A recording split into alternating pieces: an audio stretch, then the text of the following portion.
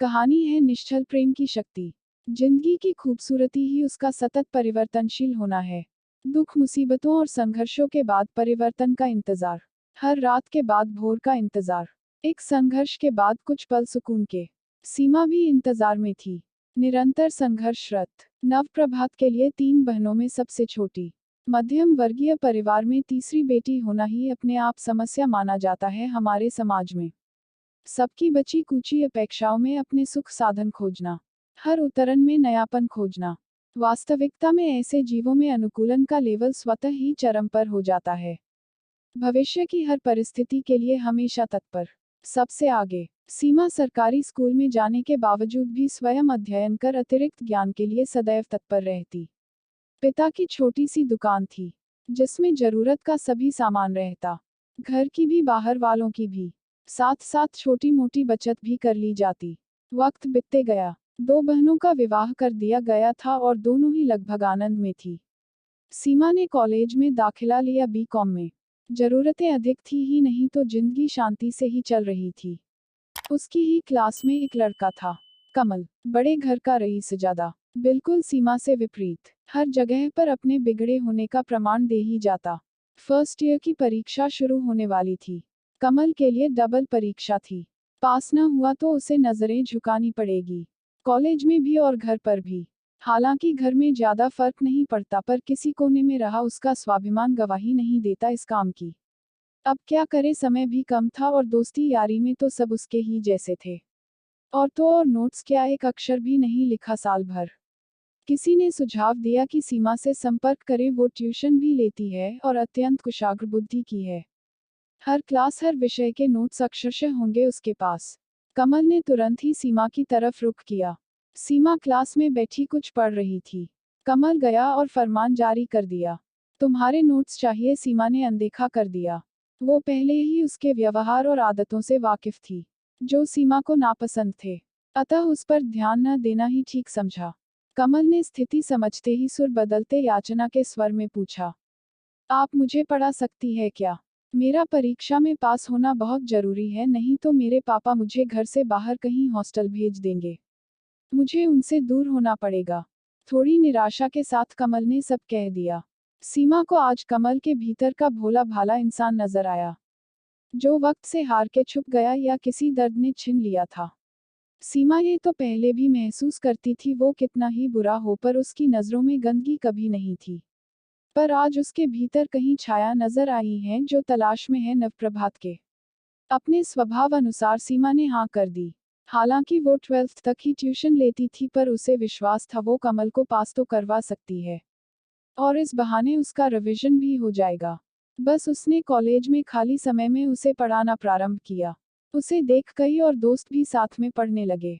कमल सीमा की सादगी और बुद्धि से अत्यंत प्रभावित था, और उसमें अब कुछ परिवर्तन आने लगा था, स्वतः ही था, जिसका कारण सीमा का मजबूत चट्टान सा अविचल व्यक्तित्व।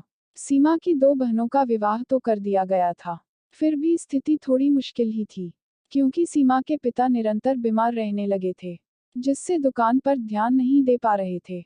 सीमा बाहर के काम निपटा देती थी, पर ट्यूशन कॉलेज की वजह से दुकान माँ को संभालना होता। वो बेहद सीधी सादी थी, जिससे कई लोग इसका फायदा उठाकर उधार ले जाने लगे, और कुछ उधारी आती और कुछ नहीं भी। सीमा समझ नहीं पा रही थी क्या करें, पढ़ाई छोड़ दें या थोड़ा धैर्य रखें, क्योंकि उसे विश्वास था वो पढ़कर अच्छी नौकरी कर सकती है।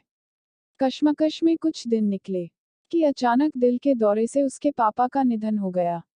वो ना रोई ना घबराए, उसे प्रकृति का वरदान था, हर परिस्थिति में स्वयं को चट्टान की तरह रखने का।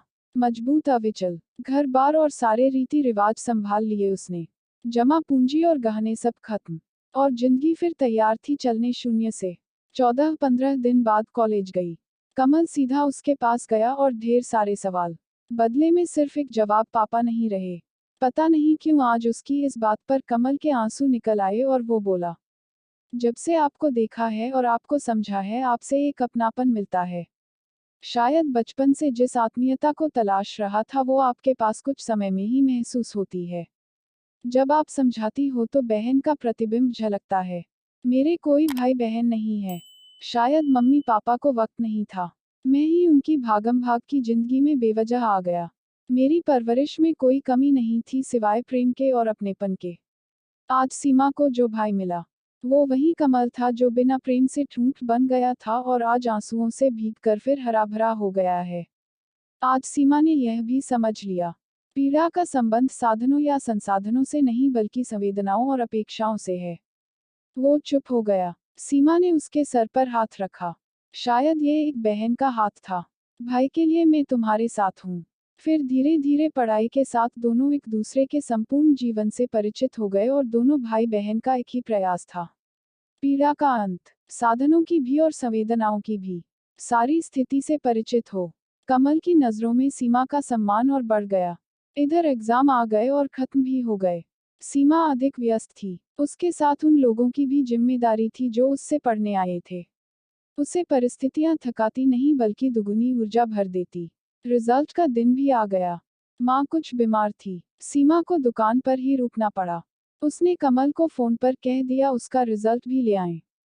कमल रिजल्ट लेकर सीधा सीमा के पास आया और उसके पैर छूकर कहा, मैं फर्स्ट डिवीजन पास हुआ, यकीन नहीं आता, और वो सभी लोग जिन्हें आपने पढ़ाया वो भी पास हो गए। सीमा के चेहरे पर बहुत दिनों बाद मुस्कान आई। और आपका रिजल्ट मैं आंटी को ही बताऊंगा कहकर दोनों घर में गए। तब कमल ने कहा कि सीमा ने पूरे कॉलेज में टॉप किया और कॉलेज प्रशासन ने उनकी लगन देखकर उनकी आगे की पढ़ाई के लिए स्कॉलरशिप देने का निर्णय किया, क्योंकि उनकी क्लास का रिजल्ट भी सीमा की वजह से अच्छा आया है। आज शायद वक्त करवट ले रहा था उस ओर। जिस ओर सीमा थी, उसकी माँ थी और कमल था। और हमेशा की तरह सीमा फिर तैयार थी, इस वक्त के लिए भी। सीमा की माँ ने सीमा को गले से लगा बहुत आशीर्वाद दिए। तब कमल इस दृश्य से भाव विभोर हो कहा, माँ मेरे लिए भी कुछ हो तो। तब सीमा ने माँ को कमल के विषय में सब बताया। माँ ने कमल को भी शुभाशीष दिए। कमल ने 10,000 का एक चेक सीमा को दिया और कहा, ये कोई दया नहीं, हम सब दोस्तों की तरफ से गुरु को दक्षिणा है। सारी दीवारें आज मुस्कुरा रही थी और खंडहर को पुनः घर सा सजा रही थी। अब माँ थोड़ा स्वस्थ होने लगी थी। पति की मृत्यु के बाद उन्हें दुनिया से भय लगने लगा था, क्या होगा उनका और सीमा का। परंतु अब कमल के प्रेम और कर्तव्यों के प्रति सजगता देखकर अब वो निश्चिंत हो गई थी। कमल भी जीवन का सबसे अनमोल उपहार प्रेम का और आत्मीयता का पाकर अब स्वयं को किस्मत वाला महसूस कर रहा था। अब वो पढ़ने सीमा के घर ही आता और रोज माँ उसके लिए कुछ ना कुछ बना खिलाती और वो घर के बहुत से काम बिना बताए ही कर देता। कमल के माता पिता अक्सर अपनी फैक्ट्री के कार्यों में ही रहते, बस कमल के स्वभाव में आए परिवर्तन से ही खुश थे, क्योंकि अब वो हर चीज की कद्र करना सीख चुका था जो किस्मत ने उसे दिया। कॉलेज के 3 साल बीत गए थे। अब सबके सामने नए विकल्प थे। कमल ने एमसीए में एडमिशन लिया। सीमा ने एमकॉम। राखी का दिन था। तब सीमा ने कमल को राखी बांधी तो कमल ने एक बड़ा सा बैग सीमा को दिया।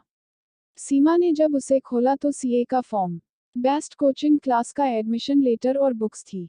आज बदले वक्त की इतनी उदारता देखकर सीमा के आंसू भी उसके व्यक्तित्व को विचलित कर गए। कमल ने कहा, सीमा तुमने पूरे कॉलेज में टॉप किया और तुम्हारी योग्यता इसकी हकदार है। कोचिंग इंस्टीट्यूट वालों ने तुम्हारी मार्कशीट देखी, एडमिशन दे दिया। तुम्हें सिर्फ और सिर्फ पढ़ना है, बाकी मैं संभाल लूंगा। कमल और सीमा दोनों ही समझ नहीं पाते, दोनों में कैसे कौन कब बड़ा हो जाता।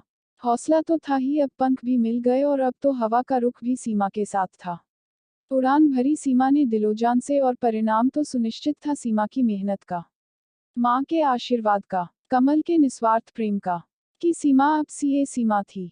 एमसीए कमल ने अपनी ही कंपनी संभाल ली और सीए सीमा को अकाउंटेंट चुन लिया गया था। संघर्षों की पीड़ाओं के बाद मिलने वाली मंजिल, शायद जमीन पर ही जन्नत मिल जाना है। जो जन्नत सीमा को मिल गई थी और कमल को भी वो अपनत्व का एहसास जो स्वतुल्य था। ऐसी ही अच्छी कहानी देखने के लिए इस कार्ड पर क्लिक कीजिए। प्लीज लाइक और कमेंट करें और चैनल को सब्सक्राइब करें।